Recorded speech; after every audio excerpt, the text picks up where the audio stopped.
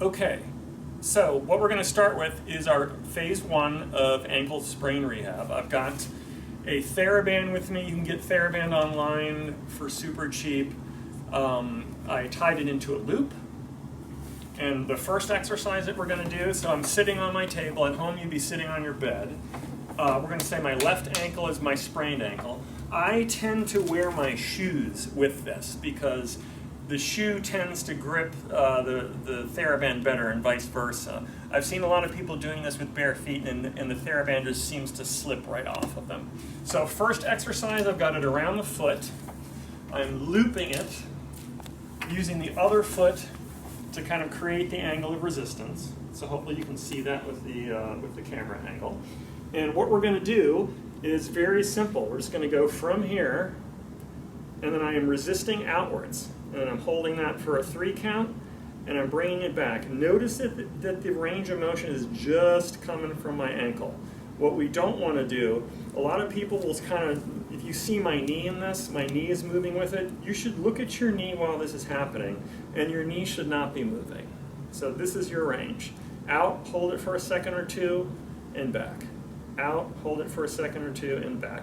And I usually tell people three sets of 15 of each is usually a pretty good rule to follow. And this is a super good exercise for that, for the lateral collateral ankle sprain that you guys saw earlier in the presentation.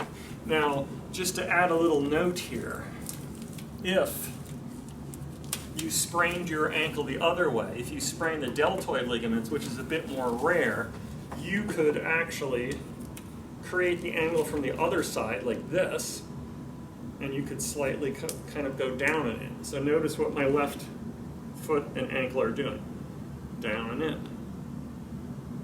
And you can do this exercise no matter which side of the ankle you sprain. You just got to be careful with the range of motion, because notice when you go into this range, you're kind of going into the range of a sprain for that inversion sprain. But as long as you keep your range of motion reasonable, you're good. So those are the 2 principal motions. And then you can also do, of course, just holding it straight up and doing ankle pumps. And then Kira, who's holding the camera, I'm going to make her hold this end. Do me a favor, hold this end. I'm just going to do a dorsiflexion. We'll see if you can get a good. So the last range that we can do is to just tie the other end of the band or have somebody hold it and then just resist upwards like that. So that's your 4-way. Fantastic, thanks. And then the last exercise, obviously you want to do with our shoe off. You want to find a hardwood floor, a linoleum floor. Take a seat. I'm putting my towel down. I've got my heel off the towel and I've got my foot on the towel, like so.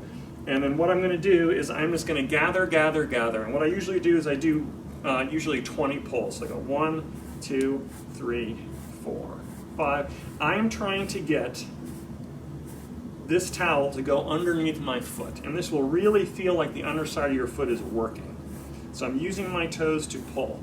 And then once I've got about 20 of those and that's starting to feel tired under my foot, I reverse. Push, push, push, push. So I usually go 20 pulls in, 20 pushes out, and do 3 sets of that as well. We're good.